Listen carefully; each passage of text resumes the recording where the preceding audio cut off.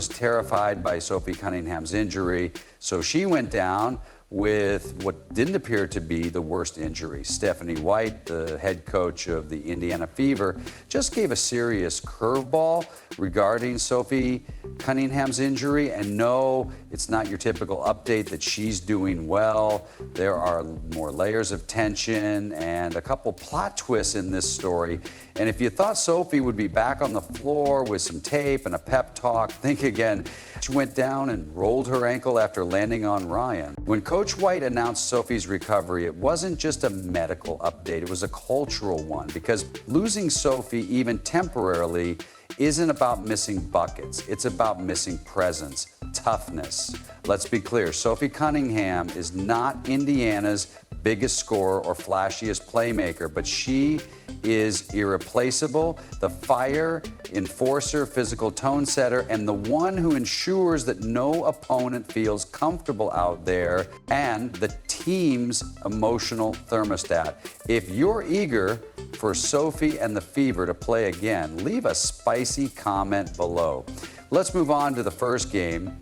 The Indiana starters were fine, but we ended up seeing a change in the starting lineup. Sophie Cunningham was given the starting nod, but she had to leave the game. I'm not sure if that was in the first or second half, but she was rolling her ankle on Ryan Howard's foot, left the game, stayed on the bench for a short while, and I think she went to the locker room, but she didn't come back. The update itself wasn't all bad news, but it did highlight how important Sophie is to Indiana's ecosystem. While she doesn't steal the show, Caitlin Clark does, and she's the one who does the grunt work, allowing everyone else to shine. Cunningham doesn't chase fame. Instead, she chases loose balls, rotates on defense as if her life depended, and stares down anyone who believes they'll take.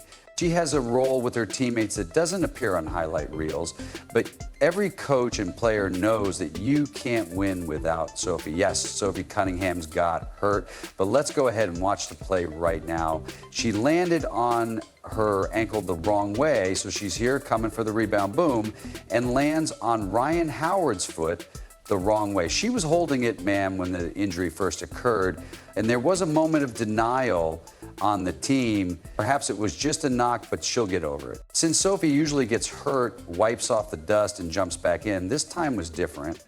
The pain persisted, the scans returned, and all of a sudden the team had to face the possibility of playing, even for a short while, without their enforcer.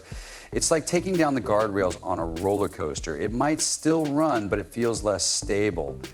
At that point, everyone in the live stream was terrified, and I was holding my breath. My face was fixed in a way that looked crazy. Well, the main thing is that she did indeed twist her ankle. The player who barks defensive calls, gets under the skin of opponents, and celebrates charges like they're dunks, Sophie is the type of player who gives a team its edge. Without her, Indiana will have to dig deeper, and someone else will have to pick up the grit she always brings to the court. Coach White didn't mince words when she stated that Cunningham's absence leaves a void, not necessarily in points per game, but in the kind of muscle and mental toughness that turns competitive games into wins. We'll probably keep tinkering a little bit throughout the week to see what we can do from that perspective, with Sophie's energy in the starting lineup and DB's production coming off the bench. However, preseason gives us a good opportunity to see what we like, because it's important to have a good starting group and to have energy and production off the bench. Don't get it twisted, though. Sophie isn't just sitting on the sidelines. It sounds she's already planning rehab, which is more than just a recovery. Plan for her, it's a mission, a checklist, and a moment you thought I was finished. If you followed her career, you know she's not one to back down, and she's probably counting down the minutes until she can body check someone in the paint again. This isn't a setback for her, rather, it's a delay, and when she returns, expect her to channel all of her frustration into playing basketball, which leaves bruises, and turns tides. Sophie's injury as well. I don't think she was in there getting in a cold tub. So she keeps saying, I'll be okay. The way Sophie's injury is being felt off the stat sheet is what makes this situation even more compelling. The Fever do have a few rising stars, but Cunningham is the one who has that unstoppable quality. She is the one who dives for balls like they're diamonds and chirps opponents just enough to throw them off rhythm. She is the team's emotional GPS. When the energy drops, she spikes it. When things get too quiet, she makes noise. Without Sophie, Indiana needs someone to fill the void, and let's face it, won't be easy to watch the Fever play without Sophie. Watching a band perform without drums, the music is still present, but the rhythm is off. Sophie Cunningham has been compared to a glue player, but that is an understatement. She is more like the shock absorber, absorbing the contact, heat, and tension so that everyone else can ride more smoothly without her. The team feels a little more human at this game, so I hope Sophie Cunningham is okay. Again, it looks like a road ankle, so maybe she's out for a day or so, but it's okay. The Indiana Fever will provide us with an update, but Sophie Cunningham did leave the game. What does this mean for the near future? Coach White was calm but direct. There is urgency but no panic. Sophie's schedule is unclear. While there is hope, there is also reality. The team is rallying, of course, and Caitlin Clark is still stunning. Kelsey Mitchell is getting hot, and Aaliyah Boston is a two-way threat. But there is a recognition that without Sophie interfering, Indiana needs to change not only their lineups, but also their mindset. That's a good thing because she was trying to see if she could return to the game. Of course, they're not stupid and won't put her back in a preseason game, but she was trying to get back into the game. And if we're being honest, it's really big. In the end, Sophie's absence might not make headlines, but her return will feel seismic because she's the heartbeat and spine of the Fever. And while the league continues to swoon over flash and finesse, Indiana knows that the true secret sauce is grit, and nobody brings the grit. Sophie Cunningham doesn't ease her way into anything. She kicks the door down, plants the flag, and reminds everyone that even though she may not be the star of the show, she's the one making sure the lights stay on and the roof doesn't collapse. Until then, the Fever will grind, they'll battle, and they'll keep that spot warm for their enforcer-in-chief, because when Sophie returns, she's not just rejoining the squad. Stephanie White, the unflappable tactician who leads the Indiana Fever, doesn't panic of anything. She probably heard the latest on Sophie Cunningham's condition, nodded once and said, "I'm okay."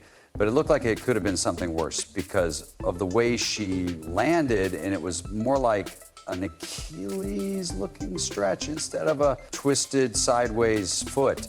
Excuse me, but that's what scared me. However, it turned out that it was a twisted ankle, and she was fine, went calmly back to sketching plays on a napkin because Sophie White knows that she's not just losing a scorer, she's also temporarily losing the engine that keeps the team moving forward.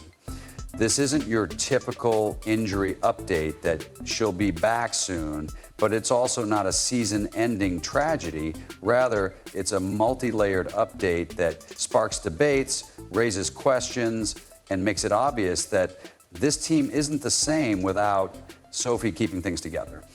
Let's face it, Sophie Cunningham isn't the franchise's face. That's Caitlin Clark, is the driving force behind it. She's the type of player who brings everything together.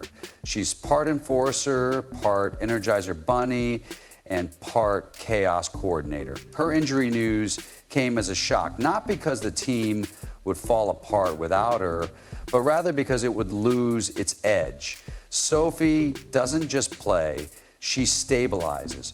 She's the grit that keeps the glamour going when a game needs toughness, attitude, or someone to mix things up under the basket. Sophie's the one getting her hands dirty. Her absence doesn't portend disaster. Rather, it signals a change in the Fever's entire dynamic, because Cunningham is the kind of competitor who treats rehab as an intermission rather than a timeout in her own action film. Oh my God, Sophie is a dog. She's a competitor and versatile, so she lets us do different things. She plays with such toughness, and she's going to be for us the entire season. However, she brings energy to the game, raising the bar for everyone around her from the moment she sets foot on the floor to her communication on the sidelines. I mean, she's definitely an X factor. And we all know it's not a setback in Sophie's world. It's a loading screen before she boots back up and delivers a few more hard fouls and hustle plays. And that's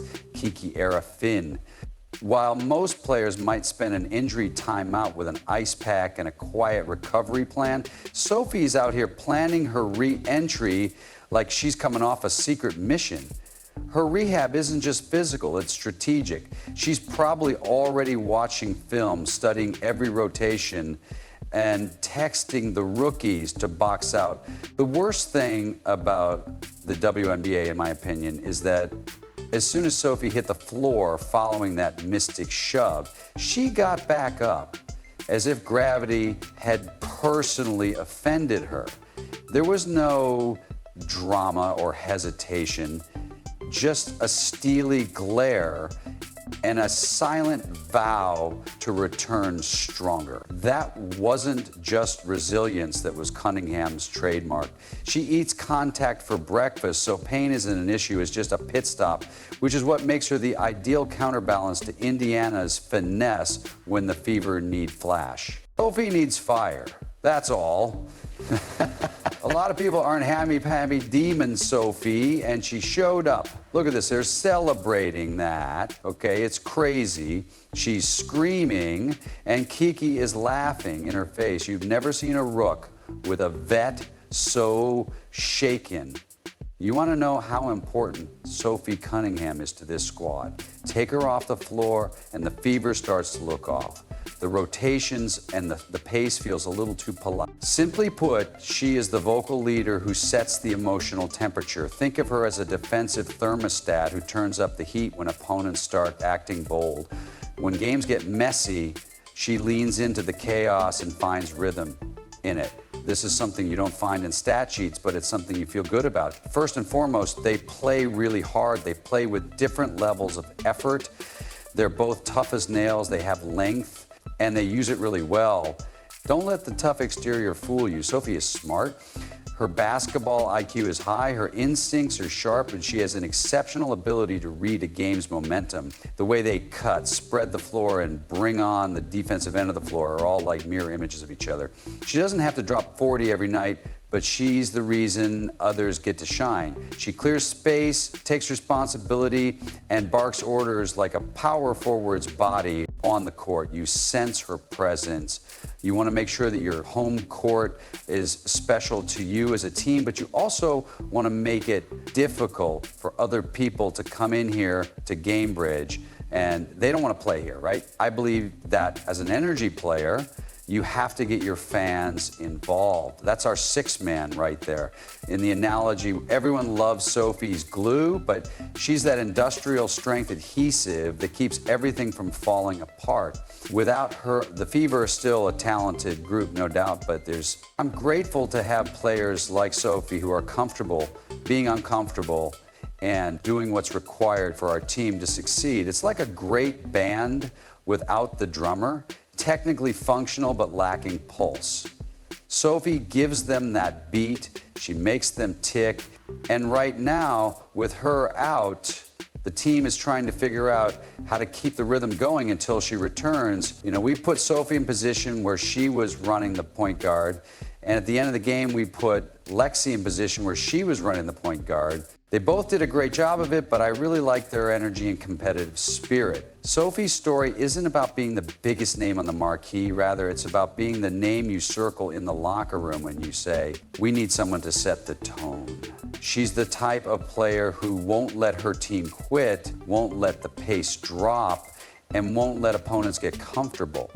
Even though she's currently sidelined, she's probably making her voice heard during practice. It's not often that you come out with a win in games where you shoot 30% from the field. So I felt like our defense really helped, gave us an opportunity to get back in the game, gave us an opportunity to finish the game. But what's next for the Fever? Without Sophie, they'll adjust, they'll adapt, and they'll survive. But they can't. I liked our aggressiveness. I liked the fact that we picked up, pretty much 94 FD, that they didn't get anything easy. One thing is certain, Sophie Cunningham will return to the lineup the way she always does, loud, focused, and impossible to ignore. If the Fever are chasing a deep playoff run, they'll need her to light the fire. If you're excited for Sophie and the Fever to return to action, leave a comment below, like and subscribe. Wait until their enforcer is back where she belongs, checking the opposing team's most physical player, talking trash, grinning, and diving for balls like it's Game 7 of the finals. Then enable all alerts so you don't miss anything. Then click the video on the screen, and we'll talk to you in the next